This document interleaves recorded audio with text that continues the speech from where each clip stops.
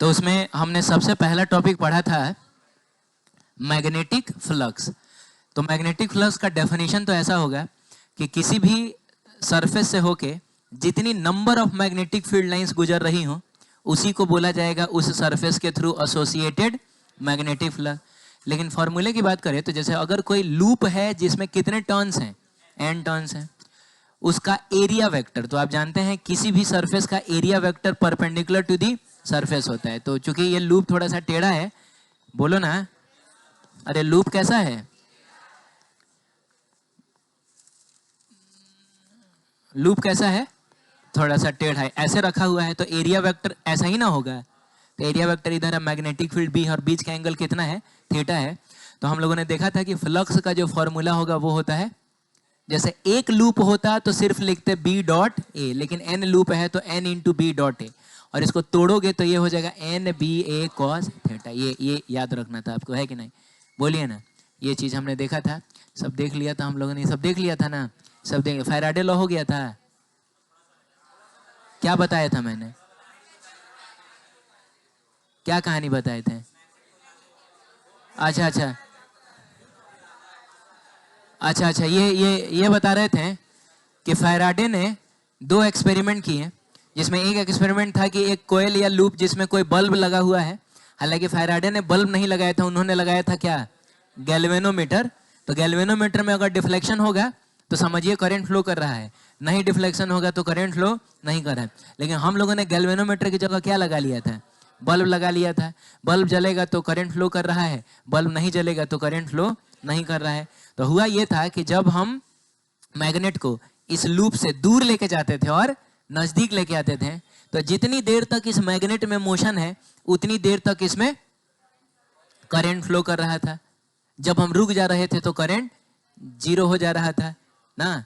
चाहे एक एक्सपेरिमेंट ये था कि जब भी इसके स्विच को ऑन किया जाता था, याद आ रहा है, तो इसका जो बल्ब है वो तो जल जाएगा और हमेशा जलता रहेगा, लेकिन इस बेचारे का बल्ब जल के बुझ जाता था, ऐसा भुक भुक कर देता था।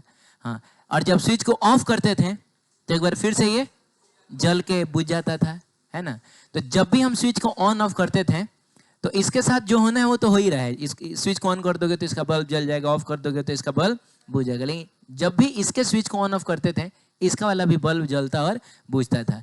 और इसके पीछे का रीजन ये था, कंक्लूजन ये है कि जब भी किसी कोयल या लूप से गुजरने वाले मैग्नेटिक फ्लक्स को अगर आप चेंज करिएगा, बोलिए, तो ये चीज उस लूप या कोयल को अच्छा नहीं लगेगा।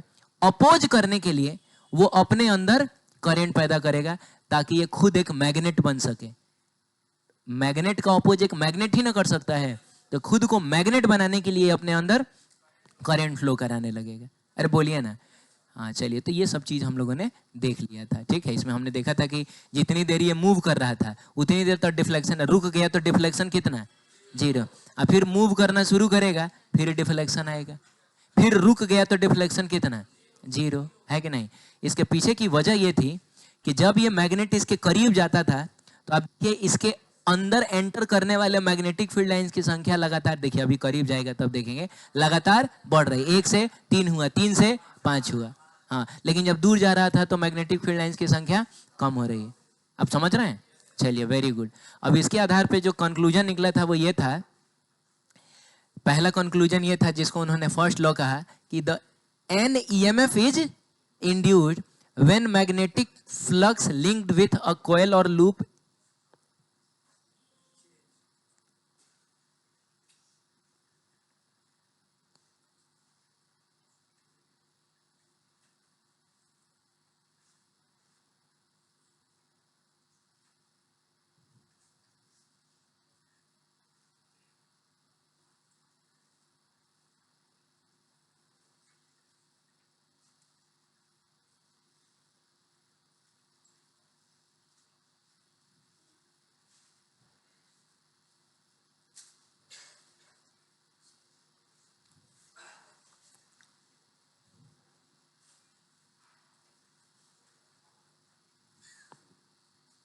का तुम लोग हुनहुना रहा है, हैं?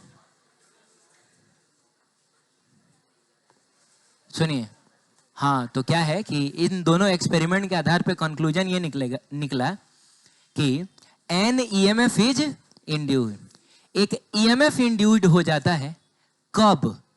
When magnetic flux linked with a coil और लूप इज क्या? चेंज। जब आप किसी कोयल या लूप से लिंक्ड मैग्नेटिक फ्लक्स को चेंज करिएगा तो उसके अंदर क्या इंड्यूस्ड हो जाता है? ईएमएफ। बोलिए ना, ईएमएफ का मतलब हुआ पोटेंशियल का डिफरेंस। अंदर ही अंदर पोटेंशियल डिफरेंस पैदा हो जाएगा, और आप जानते हैं अगर हम पोटेंशियल का डिफरेंस पैदा कर दें तो चार्जेस का फ्लो शुरू हो जाएगा। अरे बोलिए ना, जैसे बताइए बैटरी क्यों करंट फ्लो करा पाता है? क्योंकि बैटरी के पास होता है ईएमएफ। पोटेंशियल डिफरेंस का मतलब हुआ ईएमएफ होता है।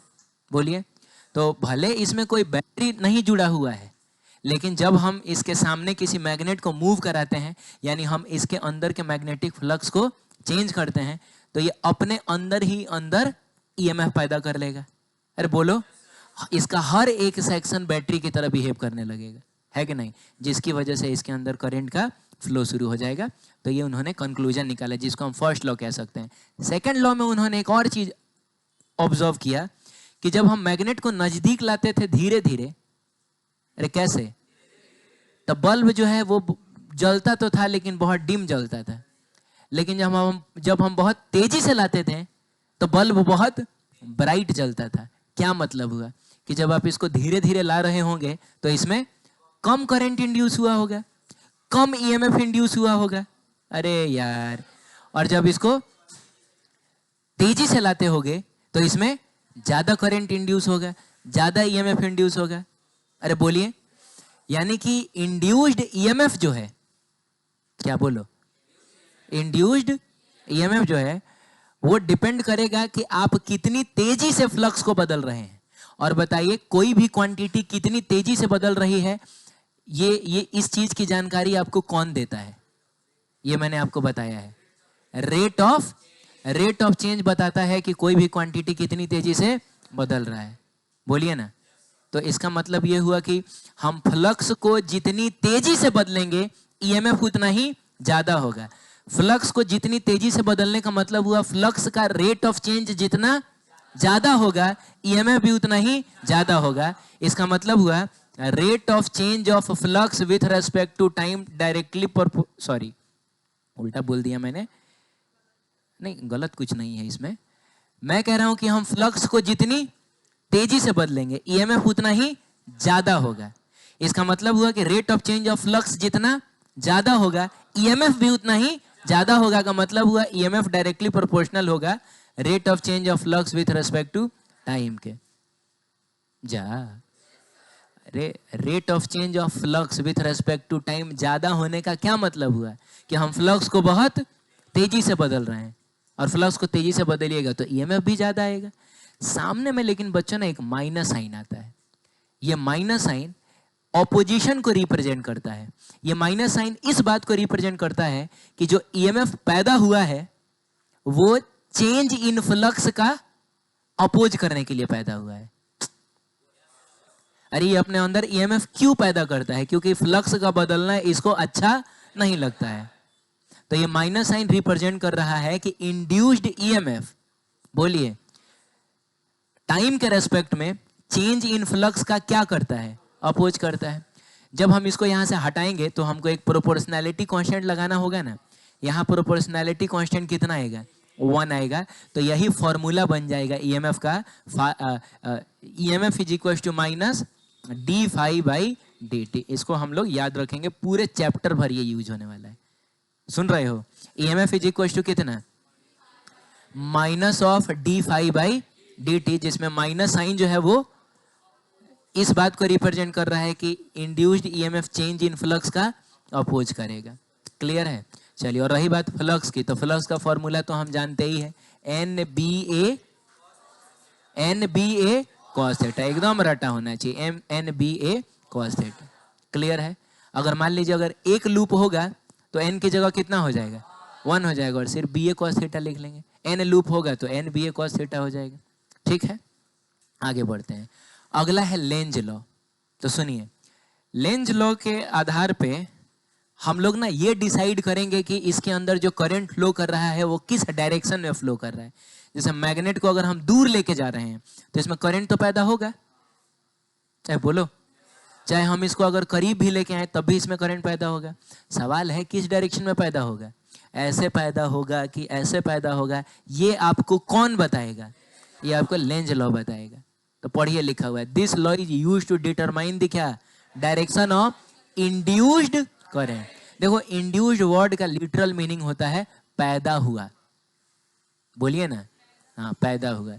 तो पैदा हुआ करंट का डायरेक्शन अगर आपको पता करना है, आपको यूज करना होगा Lenz law. According to this law, ये लॉ कहता है कि direction of induced current is such that, induced current का डायरेक्शन कुछ इस तरीके से होगा, कुछ ऐसा होगा कि it always opposes the change in magnetic flux linked with the coil of loop. क्या ये चीज हम नहीं जानते थे? करंट पैदा ही होता है फ्लक्स के चेंज का अपोज करने के लिए। बहुत बढ़िया। And this is in accordance with the law of conservation of energy. पूछा जा सकता है कि बताइए किरचॉफ्स फर्स्ट लॉ जो है वो किसके अकॉर्डिंग है? Law of charge. भूल गए देखो तुम लोग, law of conservation of charge. Kirchhoff second law बता, law of conservation of energy. तो ठीक उसी तरीके से लेंज लॉ भी कंजर्वेशन ऑफ एनर्जी के अकॉर्डिंग होता है ये, ठीक है? तो ये बात याद रखिएगा, ठीक है? आगे बढ़ते हैं हम लोग। अब सुनिएगा, आपके सामने एक लूप दिख रहा होगा, स्क्वायर टाइप का लूप दिख रहा है, और इस लूप को हमने मैग्नेटिक फील्ड में डाल दिया है। क्या बोलते हो? बहुत बढ़िया। ये मैग्नेटिक फील्ड बताओ कहाँ है? बाहर की तरफ है, और इस मैग्नेटिक फील्ड को हम लगातार कम कर रहे हैं। आप बताइए, ये बाहर आने वाले मैग्नेटिक फील्ड को अगर हम लगातार, अच्छा सॉरी, बढ़ा रहे हैं क्या? ओहो हो, माई मिस्टेक। हाँ, अगर हम इसको लगातार बढ़ा रहे हैं तो क्या इससे इसके अंदर के फ्लक्स पे असर पड़ेगा? पड़ेगा। क्यों पड़ेगा? क्योंकि बाबू फ्लक्स का फॉर्मूला होता है NBA cos थीटा। आप B को बढ़ा रहे हैं तो फ्लक्स भी बढ़ेगा, सीधी सी बात है। क्या बोलते हो? अब ये चीज इसको अच्छा नहीं लगेगा कि इसके अंदर का फ्लक्स चेंज करिए, तो ये क्या करेगा? अपोज करेगा। अपोज करने के लिए अपने अंदर करंट पैदा करेगा, अपने अंदर EMF पैदा करेगा ना बाबू। तो करंट किस डायरेक्शन में पैदा होगा, इसके लिए आप 4 लाइन का कोड लिखिए। कोड देखिए क्या है। आप लिखिए, आप की जगह हम तुम लिख सकते हो चाहो तो। हम मतलब मैं आपको एड्रेस कर रहा हूं तो आप बोल रहा हूं, लेकिन आप खुद के लिए ना लिख रहे हैं तो आप हम लिखिएगा। हाँ, मैं मत करो। कभी हुनहुनाते हो तो शक होता है कि पता नहीं पूर्वज बंदर थे कि घोड़ा थे। अब मैं कर रहे हो तो शक हो रहा है कि पता नहीं बकरी वकरी तो नहीं। आप बढ़ाएंगे तो ये घटाएगा। हंसो मत, ठीक है? ओरिजिनल बात बस यही है। आप बढ़ाएंगे तो ये घटाएगा, आप बढ़ाएंगे तो ये घटाएगा। आपकी जगह आपने हम लिख लिया, चलिए ठीक है। और आप घटाएंगे तो ये बढ़ाएगा। अब सवाल है क्या? तो फ्लक्स। मतलब क्या बढ़ाएंगे क्या घटाएंगे? तो फ्लक्स बढ़ाएंगे घटाएंगे। बात फ्लक्स की हो रही है, ठीक है? तो आपका मतलब तो वो हो गया जो कि फ्लक्स को बढ़ा घटा रहा है। ये का मतलब क्या हो गया? लूप। ये का मतलब क्या हो गया? मतलब आपका बढ़ाना घटाना किसको अच्छा नहीं लग रहा है, तो जाहिर सी बात है यहाँ ये का मतलब लूप हो गया, ठीक है? चलिए, तो ये हो गया पहला कोड। दूसरा कोड अब लिखना है, सुनिए। बढ़ाने के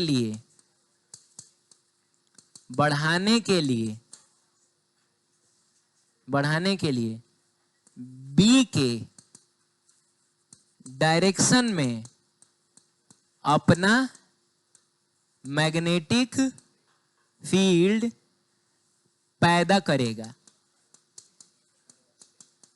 हाँ लिखो ना, बढ़ाने के लिए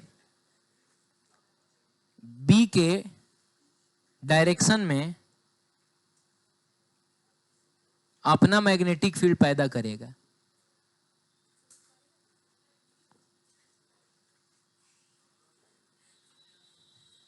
बढ़ाने के लिए बी के डायरेक्शन में अपना मैग्नेटिक फील्ड पैदा करेगा, और घटाने के लिए, क्या करने के लिए, घटाने के लिए बी के ऑपोजिट डायरेक्शन में, बस इतना ही लिख दो, बाकी समझ ही जाओगे कि बी के ऑपोजिट डायरेक्शन में अपना मैग्नेटिक फील्ड पैदा करेगा। समझाता हूं ये क्या चीज है और कैसे हम इसका इस्तेमाल करेंगे। अभी ढेर सारे एग्जाम्पल से हम लोग इसको समझेंगे।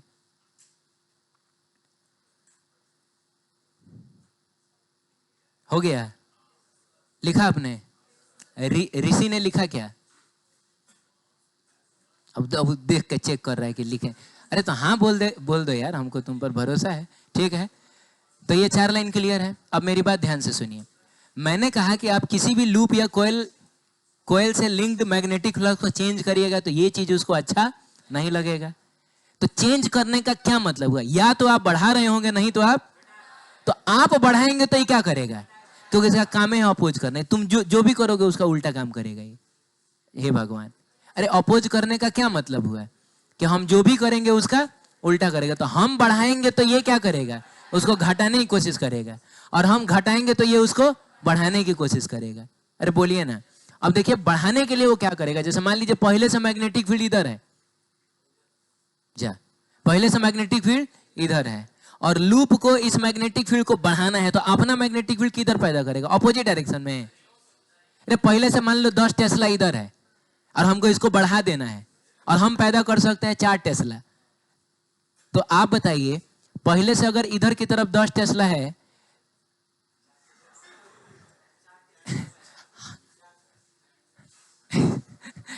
तो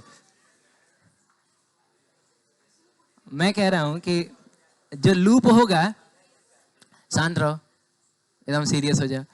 पहले से इधर मैग्नेटिक फील्ड 10 टेस्ला है, और ये मान लो 4 टेस्ला का मैग्नेटिक फील्ड, देखो ये तुम्हारे हाथ में है।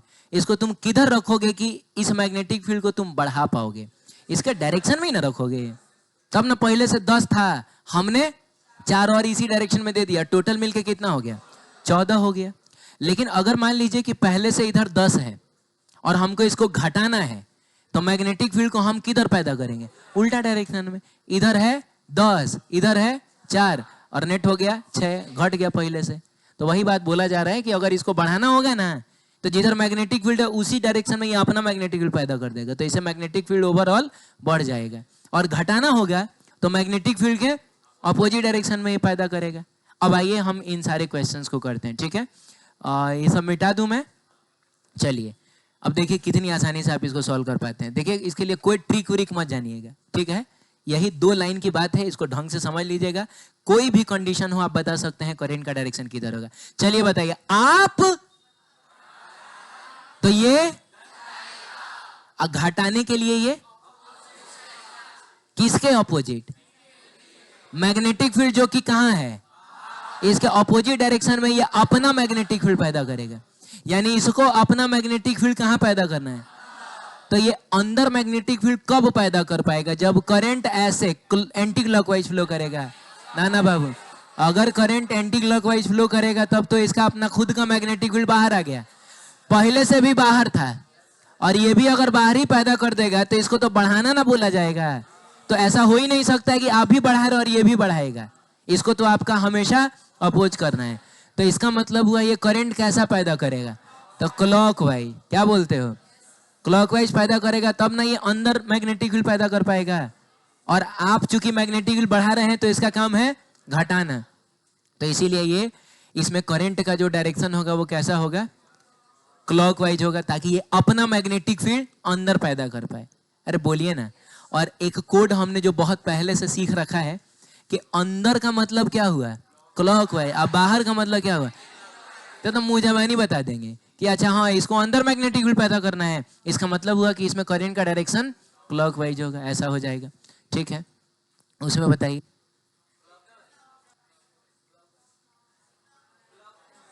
क्या हो रहा है, बोलो। आप घटा रहे हैं। ऋषभ, ऋषभ नाम है, ऋषभ नाम है ना? हाँ हाँ, तुम क्या कर रहे हो बोलो? तुम घटा रहे हो, तो ये क्या करेगा? ये क्या करेगा? अच्छा, क्या घटा रहे हो? ये मैग्नेटिक फील्ड है ना, तो ये क्या करेगा? ये बढ़ाएगा। बढ़ाने के लिए ये अपना मैग्नेटिक फील्ड किधर पैदा करेगा? बाहर। अरे पहले से मैग्नेटिक फील्ड कहाँ है? अंदर है, और इस मैग्नेटिक फील्ड को बढ़ाना है। एक मिनट रुकिए रुकिए रुकिए, पहले से मैग्नेटिक फील्ड कहाँ है? अंदर है, और इस मैग्नेटिक फील्ड को हम घटा रहे हैं, तो ये उसको तो बढ़ाने के लिए अपना मैग्नेटिक फील्ड कहाँ पैदा करेगा? अरे अंदर है ना पैदा करेगा। तो ये अपना मैग्नेटिक फील्ड अंदर ही पैदा करेगा। तो अंदर कब पैदा कर पाएगा? जब इसमें करंट कैसे फ्लो करेगा? क्लॉकवाइज। ये सब लास्ट चैप्टर में हम लोगों ने पढ़ा है, ये चैप्टर लास्ट चैप्टर से रिलेटेड है। हाँ, तो करंट ऐसे ऐसे घूमेगा तब ना ये अपना मैग्नेटिक फील्ड भी अंदर पैदा कर पाएगा। अरे यार पता नहीं समझ रहे हो? समझ में आया? चलो ठीक है, इसमें कौन देखते हैं बताता है। सबसे पहले एक वायर है जिसमें करंट आई फ्लो कर रहा है, और इस करंट को हम लगातार क्या कर रहे हैं? बढ़ा रहे हैं। तो आप बताइए कि इसमें करंट किस डायरेक्शन में पैदा होगा? देख रहे हो, इसमें कोई बैटरी है? कोई बैटरी नहीं है, लेकिन इसके बगल में एक वायर है जिसके करंट को हम लगातार क्या कर रहे हैं? और हम पूछ रहे हैं कि इसमें करंट किस डायरेक्शन में पैदा होगा। तो पहले तो ये बताओ कि इसमें करंट पैदा होगा भी कि नहीं? करंट पैदा होगा। कोई बैटरी तो नहीं है। अरे तो बैटरी नहीं है सर, तो क्या हो गया? अगर आप इसके अंदर का मैग्नेटिक फ्लक्स बदल रहे होंगे तो इससे भी करंट पैदा। लेकिन यार यहाँ तो मैग्नेटिक फील्ड भी नहीं है। क्या बात करते हो तुम? इसमें था बाहर की तरफ, इसमें था अंदर की तरफ, इसमें तो मैग्नेटिक फील्ड ही नहीं है। अच्छा है क्या? है क्या? ओह तो बताओ ना किधर है? अच्छा वो भी अंदर है। कैसे तुमको पता चला? अंगूठे को करंट के डायरेक्शन में याद आया, तो इधर है, अंदर है इधर। अच्छा तो मैग्नेटिक फील्ड है बच्चों, और वो भी कहाँ है? अंदर की तरफ है। बहुत बढ़िया, दिख नहीं रहा था लेकिन था। अब आप बताइए, इस करंट को बढ़ाने का मतलब हुआ हम इस मैग्नेटिक फील्ड को ना बढ़ा रहे हैं। अरे इस मैग्नेटिक फील्ड को इस करंट ने ही ना पैदा किया है। तो आप बताइए, आप करंट बढ़ा के मैग्नेटिक फील्ड बढ़ा रहे हैं। तो आप बढ़ा रहे हैं तो ये घटाने के लिए ये अपना मैग्नेटिक फील्ड किधर पैदा करे? अंदर। किधर? तुम लोग चिल्लाओ मत यार, चिल्ला मत, आराम से बोलो, आराम से। रुक जा एक मिनट, एक मिनट। कुछ लोग डर जा रहा है, समझ रहे हो? इतना जोर से मत।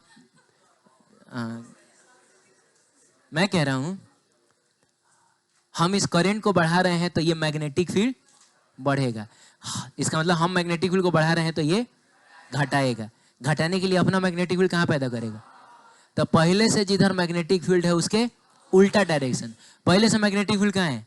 अंदर है, तो ये अपना मैग्नेटिक फील्ड बाहर पैदा। और ये अपना मैग्नेटिक फील्ड बाहर तब पैदा कर पाएगा जब इसमें करंट फ्लो करेगा एंटी क्लॉकवाइज। यानी इसमें करंट फ्लो करेगा एंटी क्लॉकवाइज। क्या बोलते हो?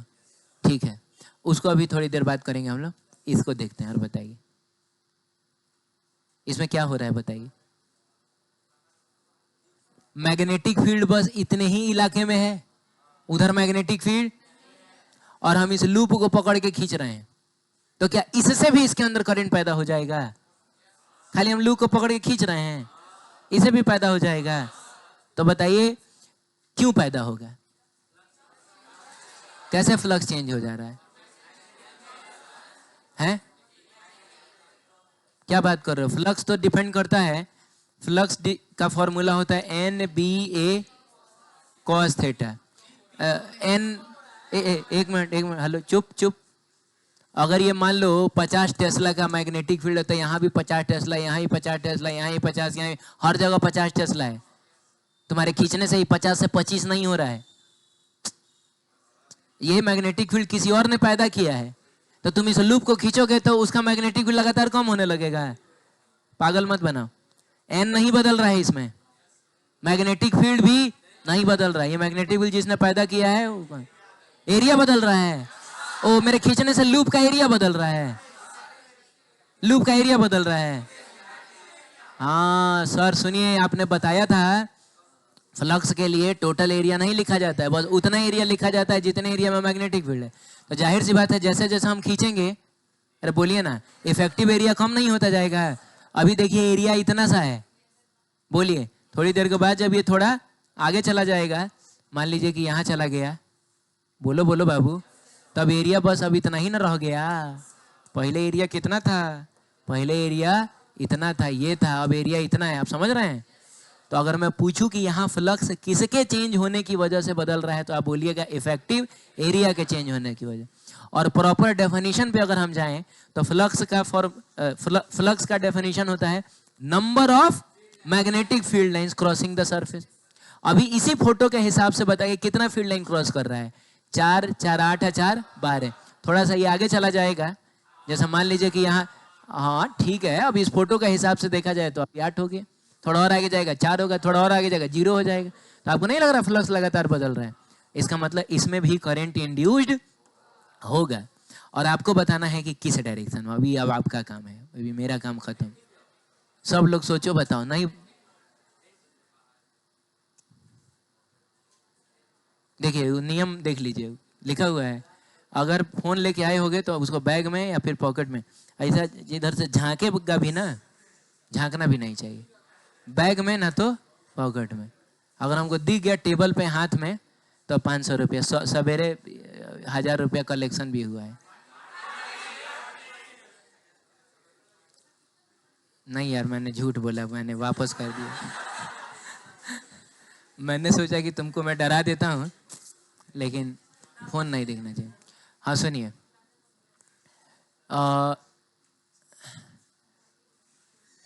हाँ इसमें करंट का डायरेक्शन बताओ, जल्दी करो, टाइम नहीं है। विकास बताएगा। एंटी क्लॉक कंफर्म है एकदम। 500 रुपये का 11 बजे लगाया जाए, लगा सकता है, हम नहीं लगाएंगे। ठीक है, मैंने हमको क्या पता है, इतना कॉन्फिडेंस से बोल रहा है, कहीं सही हो जाएगा तो। ठीक है बैठो, तुम बताओ, प्रियांशु बताओ,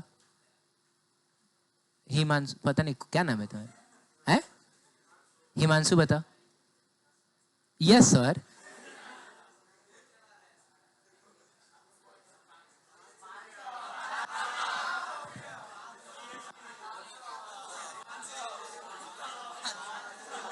चुप चुप, हमको शक है कि तुम अभी रखा है, हैं? हाँ लाओ हमको देखने। ये तो गर्म है, देखो छू के देखो, हैं? ये तो उससे भी ज्यादा गर्म है। नहीं, चलो बताओ करंट का डायरेक्शन किधर है उसमें? पहले तो तुम अपना बायां हाथ यूज कर रहा है, बायां हाथ इसी काम में तुम यूज करता है। गजब आदमी। बायां हाथ इसमें हम लोग यूज करेंगे हमेशा दाहिना हाथ। पूरे मैग्नेटिक देखिए, वो मैंने कहा था कि 10th क्लास में भले फ्लेमिंग का लेफ्ट हैंड ये सब पढ़ाया जाता था, इधर कभी हम लोग अपना बायां हाथ इस्तेमाल नहीं करेंगे। इस्तेमाल तो आपको लगभग हर कॉन्सेप्ट में करना है, लेकिन हमेशा कौन सा? Right hand. करंट किस डायरेक्शन में फ्लो करेगा? एंटी क्लॉकवाइज, मतलब ऐसे फ्लो करेगा। चलिए हम लोग इसको एक्सप्लेन करते हैं, तुम बताओ किधर फ्लो करेगा? हैं? Anti clockwise. आप लोगों ने सही में सोचा भी है? ठीक है देखते हैं।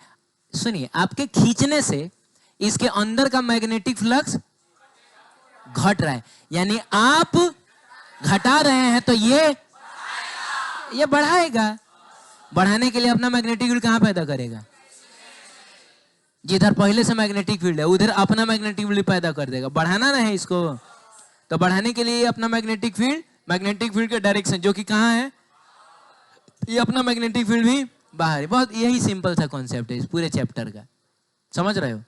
तो बताओ, पहले से मैग्नेटिक फील्ड बाहर है तो ये भी अपना मैग्नेटिक फील्ड बाहर ही पैदा करेगा। अब तो तुम याद कर लो, बाहर का मतलब क्या हो गया, एंटी क्लॉकवाइज हो गया। तो बाहर का मतलब हो गया एंटी क्लॉक। समझ में आया? चलिए इस केस में बताइए।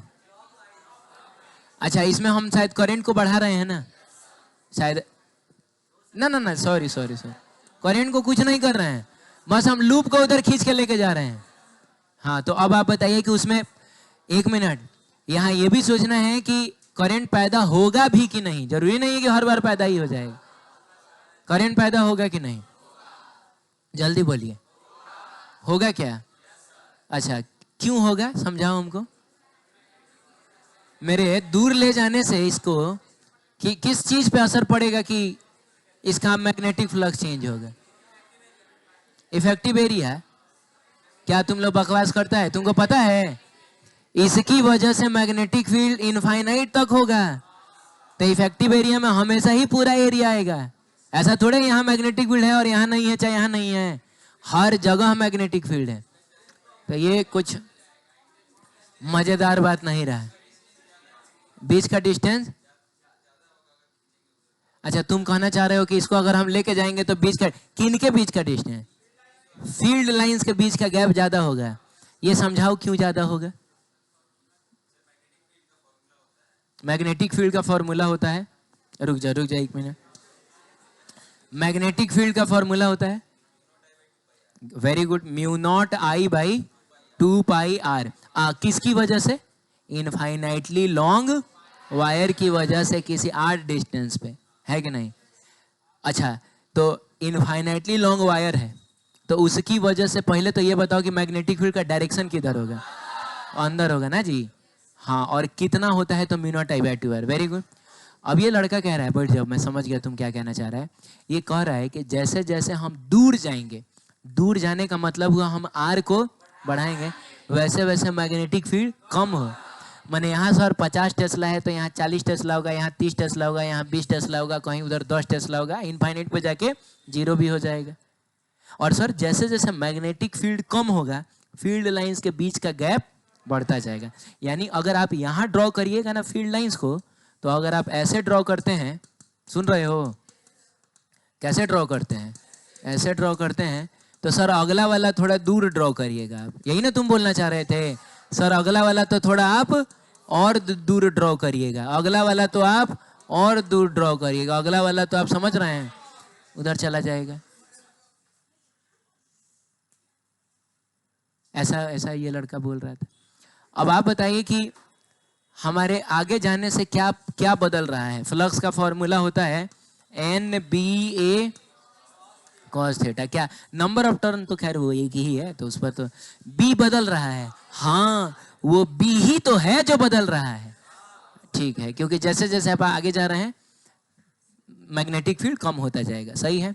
और ऐसे भी दिख रहा होगा कि जैसे यहाँ है ना, तो यहाँ देखो ना, मान लो कि अगर हम इसको नहीं इंक्लूड करें, फिर भी मान लो ये दोनों कॉलम तो जा रहा है ना, अगर ये आगे चला जाता है, यहाँ चला आता है, अरे बोलिए, तो इसके अंदर एंटर करने वाले फील्ड लाइंस की संख्या लगातार कम ना होती जाएगी। जैसे यहाँ है तो 50 फील्ड लाइंस एंटर कर रही हैं, इसी लूप को अगर हम यहाँ रख देंगे तो इतना तो कंफर्म है कि गैप बढ़ गया है, का मतलब हुआ अब उससे कम फील्ड लाइंस क्रॉस करेंगे। यानी ठीक है, आप समझ रहे हैं कि इसके अंदर का फ्लक्स चेंज तो होगा। तो बताइए आप कर क्या रहे हैं, इसके अंदर के फ्लक्स को बढ़ा रहे हैं कि घटा रहे हैं? उधर ले जा रहे हैं, का मतलब हुआ हम घटा रहे हैं। तो ये अब बढ़ाने के लिए उसी के डायरेक्शन में अपना मैग्नेटिक फील्ड पैदा करेगा जिधर पहले था। यानी अपना मैग्नेटिक फील्ड कहाँ पैदा करेगा? अंदर पैदा करेगा। अंदर पैदा करने का मतलब हुआ क्लॉकवाइज। आया समझ में तुमको? जल्दी बोलो, सही है? तो ये हो जाएगा क्लॉकवाइज। क्लियर है? चलिए ठीक है। ये जो क्वेश्चन है ये एनसीईआरटी का सवाल है।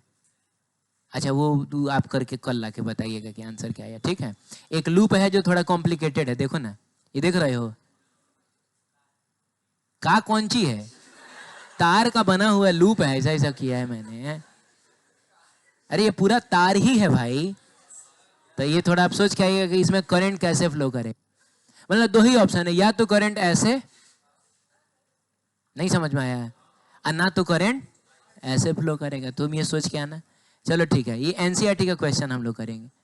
एनसीईआरटी का कह रहा है, बता दूं क्या? हाँ सुनो, कह रहा है कि इस वाले पार्ट में एक इरेगुलर शेप का लूप था, दिख रहा होगा। अब इसको ऐसा खींच खींच के हमको सर्कल बना देना है। आप समझे नहीं? तो बताना है इसमें करंट किस डायरेक्शन में इंड्यूस्ड होगा।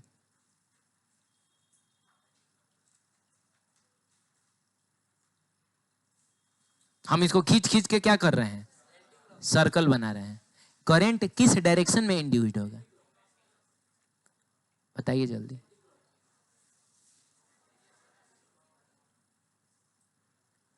हैं? सोच लिया आपने? कौन से डायरेक्शन में? तो सुन के तुम बता रही है, बेवकूफ बनाता है सब हमको। किस डायरेक्शन में? देखो, अगर आप ये नहीं समझना चाह रहे हैं तो फिर तो ये पूरा चैप्टर है गायब हो जाएगा। ये सबसे बेसिक कॉन्सेप्ट है। आपको करंट का डायरेक्शन ही नहीं पता रहेगा कि किस डायरेक्शन में इंड्यूस्ड हुआ है तो कुछ नहीं होगा। फिर आगे क्या हो क्या रहा है? वो मेरे ये करने से क्या हो रहा है बताओ? जब हम उसको सर्कल बना रहे हैं तो क्या हो रहा है? इसके अंदर का फ्लक्स बढ़ रहा है कि घट रहा है? क्योंकि ये कॉन्सेप्ट मैंने बताया है कि किसी गिवन लेंथ ऑफ वायर का वो शेप जो सर्कुलर होता है उसका एरिया सबसे ज्यादा। तो हम अगर इसको ऐसे ऐसे कर रहे हैं का सीधा सीधा मतलब हुआ हम इसका एरिया बढ़ा रहे हैं। एरिया बढ़ेगा तो इसके अंदर का फ्लक्स भी, अब वो ही सोचो ना, जैसे अभी मान लो ना 1 2 3 4 5 6 7 8 गो फील्ड लाइन क्रॉस कर रहा है। तुमको नहीं लग रहा थोड़ा इधर कर देंगे तो ये दोनों भी क्रॉस करने लगेगा, थोड़ा सा इसको इधर कर देंगे तो ये भी क्रॉस करने लगेगा। तो मेरे एरिया बढ़ाने से इसके अंदर का फ्लक्स बढ़ रहा है। हम बढ़ा रहे हैं तो ये घटाने के लिए किधर पैदा करेगा? बाहर पैदा करेगा। पहले से अंदर है तो ये कहां पैदा करेगा? बाहर पैदा करेगा। बाहर पैदा का मतलब हुआ कि एंटी क्लॉकवाइज पैदा करेगा। नहीं समझ रहे हैं? एंटी क्लॉकवाइज पैदा करेगा। सही बोल रहे हो। अच्छा है, मतलब अब इसमें क्या है ना कि इस पॉइंट को ए बोला है, इस पॉइंट को डी बोला है, इस पॉइंट को सी बोला है, इस पॉइंट को क्या बोला है? तो एंटी क्लॉकवाइज का मतलब क्या कि ए से जाएगा पहले कहाँ, और डी से सी, सी से बी, या फिर बी से वापस ए आएगा। हाँ, उसमें बताइए क्या हो रहा है? इसमें बताइए। इसमें पहले से सर्कल था, हम उसको चिपटा कर रहे हैं। तो अगर हम चिपटा कर रहे हैं तो इसका एरिया कम, एरिया कम तो फ्लक्स भी, और अगर हम घटा रहे हैं तो ये बढ़ाएगा। और बढ़ाने के लिए सेम डायरेक्शन का मतलब किधर? बाहर। देख लीजिए डायरेक्शन किधर, बाहर ही ना है। तो ये अपना मैग्नेटिक फील्ड भी बाहर ही पैदा होगा। और बाहर का मतलब हो गया, बोलो बोलो, बाहर का मतलब हो गया एंटी क्लॉकवाइज। एंटी क्लॉकवाइज, ये समझ में आया? एंटी क्लॉकवाइज क्लियर है? चलिए ठीक है। समझ में आया कि दोबारा समझना है? अब ऐसे ही देखिए ना, जैसे अभी इतना बड़ा है तो इस सब न क्रॉस कर रहा है जी इसको, लेकिन ये पिचका दिए हैं तो अब कम ही ना क्रॉस कर रहा है। तो मैग्नेटिक फ्लक्स बदल रहा है तो ये उसको अपोज करने के लिए अपने अंदर करंट पैदा करेगा। ठीक, ये देखिए, ये हम जानते हैं कि कोई करंट कैरिंग लूप होता है तो उसकी वजह से, हाँ, करंट कैरिंग लूप होता है तो उसकी वजह से जो मैग्नेटिक फील्ड लाइंस होती है वो कैसी होती है? जैसे मान लीजिए करंट ऐसे फ्लो कर रहा है तो इधर से निकलेगा, इधर से एंटर करके इधर ऐसा, इधर से ऐसे, इधर से ऐसे, ऐसे ही ना होता है? तो ऐसा होता है, ये सब देखा है हमने, बहुत डिटेल में देखा है। और एक बार मैग्नेट की वजह से भी वैसा ही होता है। इसमें भी नॉर्थ पोल में से निकलता है, साउथ में जाके एंटर करता है। बस यहाँ कुछ भी हमको नया नहीं जानना है, बस इतना कहना है कि अ करंट कैरिंग लूप और coil is equivalent to a क्या? बार में। बोलिए ना। और ये चीज हम क्यों कह पा रहे हैं? दोनों के फील्ड लाइंस को कंपेयर करके हमको दिख रहा है कि जैसा इसमें है वैसा ही इसमें भी है। तो बोलेंगे ये भी एक बार मैग्नेट की तरह ही बिहेव करेगा, लेकिन बार मैग्नेट के पास होता है नॉर्थ पोल और साउथ। तो इसमें हम किसको नॉर्थ बोलेंगे और किसको साउथ बोलेंगे? तो सुनिएगा, जिधर से निकल रहा होगा उस वाले हिस्से को तो बोलेंगे ये ऊपर वाला नॉर्थ है और ये नीचे वाला साउथ है। क्या बोलते हो? इधर से निकल रहा है तो ये वाला अपर पार्ट नॉर्थ पोल की तरह बिहेव कर रहा है और इधर से एंटर कर रहा है, तो ये साउथ पोल की तरह बिहेव कर रहा है। क्लियर है? एक चीज जो आप बचपन से ही जानते हैं, लेकिन एक बार फिर से हम लोग समझ लेते हैं कि दो, हाँ, अनलाइक पोल्स अगर आमने सामने है, अट्रैक्शन होता है। नॉर्थ पोल और साउथ पोल में मतलब ये इसको अपनी तरफ खींचेगा तो ये उसको अपनी तरफ खींचेगा, और दोनों को अगर छोड़ दे तो ये दोनों एक दूसरे को अट्रैक्ट कर लेंगे। ठीक है? लेकिन अगर लाइक पोल्स हैं, लाइक पोल सामने सामने आ गए तो रिपल्सन होता है। यानी ये इसको इधर धक्का देगा तो ये उसको उधर धक्का देगा, और छोड़ दिया जाए तो कहाँ भाग गया रे, आराम से जाओ, हाँ, छोड़ दिया जाए तो ऐसा दूर भाग जाएगा। ठीक है? यहाँ पर भी दोनों लाइक पोल्स ही ना है, तो दोनों एक दूसरे को क्या करेंगे, रिपेल करेंगे। ये इसको उधर धक्का देगा और ये इसको इधर धक्का देगा, और छोड़ दिया जाए तो ये भाग जाएंगे, ऐसा होगा। ठीक है? एक सवाल है, एक क्वेश्चन है। क्वेश्चन ये है कि एक लूप है, क्या है बाबू, लूप है। इसके ऊपर हमने एक बार मैग्नेट को जस्ट छोड़ दिया, क्या बोलते हो, लूप में कहीं कोई बैटरी बैटरी कनेक्टेड, नॉर्मल जैसे ये लूप है ना, यही है। बार मैग्नेट को हमने छोड़ दिया, तो छोड़ दिया तो क्या होगा, छोड़ दिया तो क्या होगा, नीचे जाएगा। आपको खाली इतना बता देना है कि इसका जो एक्सेलरेशन होगा वो जी के बराबर होगा, जी से बड़ा होगा, जी से छोटा होगा, कि जीरो होगा, यानी एकदम कांस्टेंट स्पीड से गिरेगा। कैसा होगा ये बताना है। तो ठीक है, एक मैं बता देता हूं, अभी तुम नहीं सोच पा रहे होगे, मैं बताऊं? अरे बोलो ना यार, बोलोगे तब ना बताऊंगा, तो ध्यान से सुनना, बहुत ध्यान से सुनना। हाँ सुनो ध्यान से। हो ये रहा है कि ये नॉर्थ पोल ना है, तो नॉर्थ पोल में से मैग्नेटिक फील्ड लाइंस निकलती हैं, ये बात आपको पता है? अरे हाँ तो बोलिए। चलिए ठीक है, मैग्नेटिक फील्ड लाइंस निकलती हैं। कुछ फील्ड लाइंस इसको भी तो क्रॉस कर रही हैं। आप बताइए, इसके नीचे आने से इसके अंदर से हो के गुजरने वाली फील्ड लाइंस की संख्या लगातार बढ़ेगी, तो ये उसको घटाए। घटाने के लिए ये किधर मैग्नेटिक फील्ड पैदा करे, ऑपोजिट डायरेक्शन। ये अपना मैग्नेटिक माने अपने अंदर करंट कुछ इस तरीके से इंड्यूस करेगा जा कि ये अपना मैग्नेटिक फील्ड जिधर मैग्नेटिक है उसके अपोजिट डायरेक्शन में पैदा कर ले। समझ ही नहीं पाए हुआ क्या, सुनिएगा एक बार फिर से। मैग्नेट का मैग्नेटिक फील्ड कहाँ है, नीचे, और हम उसको लगातार बढ़ा रहे हैं। कैसे बढ़ा रहे हैं, तो इसको नीचे ले जाए, तो इसको इसका बढ़ना अच्छा नहीं लगेगा, तो ये इस मैग्नेटिक फील्ड का अपोज करेगा, ये घटाना चाहेगा, तो घटाने के लिए ये अपना मैग्नेटिक फील्ड कहां पैदा करेगा, अपोजिट डायरेक्शन। अब आप बताइए कि ये भी एक बार मैग्नेट की तरह बिहेव करने लगा कि नहीं। बताइए, इस बार मैग्नेट का नॉर्थ पोल कहां माना जाएगा, ऊपर माना जाएगा, और साउथ पोल नीचे। इसका मतलब कि अगर ये एक बार मैग्नेट के इक्विवेलेंट है तो इसका नॉर्थ पोल ऊपर होगा, साउथ पोल आई आई बेचारा पहले से इसका नॉर्थ पोल नीचे है, साउथ पोल कहाँ है, ऊपर है। सुन रहे हो? अब तुम बताओ, नीचे ग्रेविटेशनल फोर्स तो खैर लग ही रहा है जो कि mg होता है। सिर्फ ग्रेविटेशनल फोर्स लगता ना तो इसका एक्सेलरेशन g होता। लेकिन अब ये नॉर्थ पोल और नॉर्थ पोल आमने सामने आ गया, तो ये इसको क्या करेगा, रिपेल करेगा मैग्नेटिक फोर्स लगा के। तो आप बताइए, फोर्स पहले से बढ़ जाएगा कि घट जाएगा? मान लीजिए 10 न्यूटन पहले लग रहा था, क्या बोलते हो, अब ऊपर भी 4 न्यूटन लगने लगा, तो नेट फोर्स तो कम ना हो गया, नीचे की तरफ बस 6 न्यूटन। फोर्स कम हो गया तो जाहिर सी बात है एक्सेलरेशन भी कम हो जाएगा। यानी अभी इसका एक्सेलरेशन जी से कम होगा। For this part the answer is A less than g. आपको थोड़ा उसको बताना है।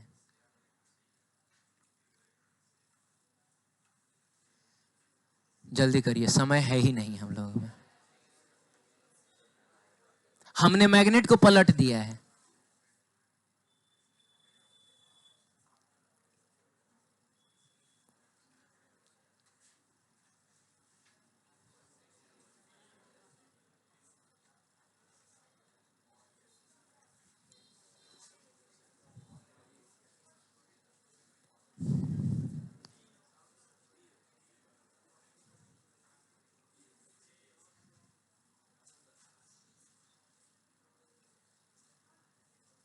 हो गया, चलिए ठीक है। अच्छा, आंसर अभी भी यही होगा।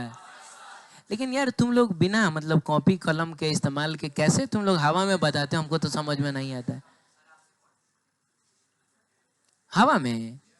तो हवा में तो हम नहीं बता पाएंगे, मतलब हम किसी दूसरे तरीके से बता देंगे, लेकिन इस मेथड से अगर बना रहे हो तो बिना ड्रॉ किए हुए तुम लोग कैसे बता रहे हो?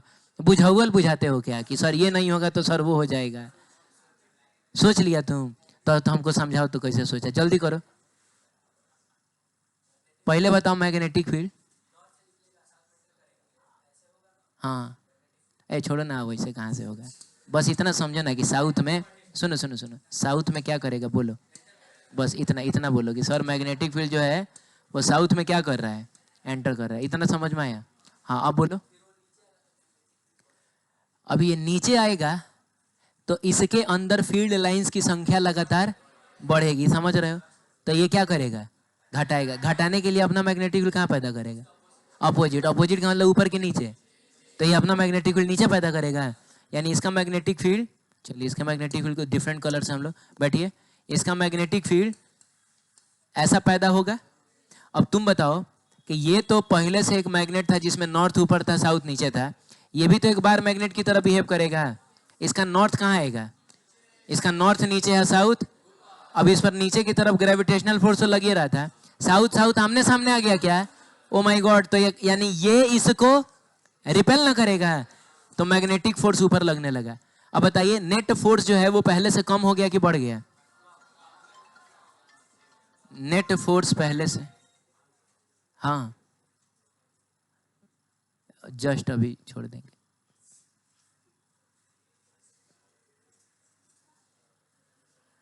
अच्छा ठीक है, हम बात कर लेते, ठीक। हाँ सुनो सुनो, इधर सुनो। तो क्या हुआ बताओ, नीचे और, हाँ तो फोर्स पहले से बढ़ेगा कि घटेगा? माने ग्रेविटेशनल फोर्स अट्रैक्ट कर रहा है लेकिन ये मैग्नेट इसको रिपेल कर रहा है, तो फोर्स क्या होगा? घटेगा। तो फोर्स अगर घटेगा तो एक्सेलरेशन भी कम होगा, यानी कि ये थोड़ा धीरे धीरे गिरेगा। तो इसका आंसर हो जाएगा ए लेस देन जी। ठीक है, इसका बता दोगे? और इसका भी वही होगा। इसमें रे ऊपर से नहीं आ रहा है, इसमें नीचे जा रहा है, तो बताना है, जल्दी बोलो। एक्सेलरेशन ग्रेटर देन कि लेस देन? चलो मैं ही बता देता हूं, समय कम है। बोलिए, नॉर्थ में से निकलता है। ए बाबू रे, नॉर्थ में से निकलता है, तो ऐसा जा रहा है। अब इसके नीचे जाने से, ए शांत रहो, नीचे जाने से ये मैग्नेटिक फील्ड लाइंस लगातार कम होती जाएंगी ना, इसके अंदर एंटर करने वाली। तो ये इनको क्या करना चाहेगा? बढ़ाने के लिए अपना मैग्नेटिक फील्ड कहाँ पैदा करेगा? इसी के डायरेक्शन में। तो तुम बताओ ना, ये एक ऐसा मैग्नेट बनेगा जिसका नॉर्थ पोल कहाँ है? ए निकला है तो ऊपरे वाला, साउथ पोल नीचे है। हमको इसकी बात करनी है, साउथ हो गया, ये नॉर्थ हो गया। ग्रेविटेशनल फोर्स नीचे लग रहा है, अब ये साउथ इस नॉर्थ को क्या करेगा? अट्रैक्ट करेगा। हे भगवान! और तुम बताओ कि ये मैग्नेटिक फोर्स जो है वो ग्रेविटेशनल फोर्स के ऑपोजिट डायरेक्शन में ना गया है, तो बताइए नेट फोर्स ज्यादा होगा कि कम होगा? कम हो जाएगा। और नेट फोर्स अगर कम होगा तो एक्सेलरेशन भी कम हो जाएगा, यानी एक्सेलरेशन लेस देन जी हो जाएगा इस केस में। ठीक है, तो इसीलिए मैंने चौथा नहीं दिया है। चौथा मैं क्या दे सकता था इसको पलट के, क्योंकि तुम बनाने नहीं जाते, तुम बता देते कि आंसर लेस देन जी ही होगा, और सही बात भी है। इसको सुनो, बिना इतना ताम झाम किए हुए हम ना डायरेक्ट भी बता सकते थे कि इसका एक्सेलरेशन जी होगा, उससे ज्यादा होगा कि कम होगा। सुनो, इसको प्रॉब्लम किससे है? इससे है, इसके आने से भी है और इसके जाने से भी है। तो ये आने से भी रोकेगा और जाने से भी रोकेगा। तो मान लो ये आ रहा है, तो क्या करेगा? रोकने के लिए क्या करेगा? अट्रैक्ट करेगा। धैर्य तेरे की, अरे इसके आने से ही ना इसके अंदर का फ्लक्स बदल रहा है, तो ये क्या करेगा? इसको रिपेल करेगा कि ऊपर रहो। तो इसकी वजह से ये धीरे धीरे आएगा, और जब आ रहा था तो आने नहीं दे रहा था, और जब ये जा रहा होगा तो जाने भी नहीं देगा। जाने से भी तो फ्लक्स बदल रहा है। तो अब क्या करेगा? कोई जा रहा है, उसको हमको रोकना है, तो हम उसको रिपेल करेंगे कि अट्रैक्ट करेंगे? तो अब अट्रैक्ट करेगा। अरे बोलो, अट्रैक्ट करेगा का मतलब हुआ कि ग्रेविटेशनल फोर्स लग रहा है, नीचे ही फोर्स लगाएगा, यानी पूरी यात्रा के दौरान ये इस पर कहां फोर्स लगाएगा, ऊपरे फोर्स लगाएगा। अरे बोलिए ना। तो ऐसे भी हम लोग समझ सकते हैं कि ये चाहता ही नहीं है कि आए और चाहता ही नहीं है कि जाए, इसीलिए आएगा भी धीरे धीरे, जाएगा भी धीरे धीरे, यानी हर केस में एक्सेलरेशन लेस देन जी हो जाएगा। ठीक है, जाइए।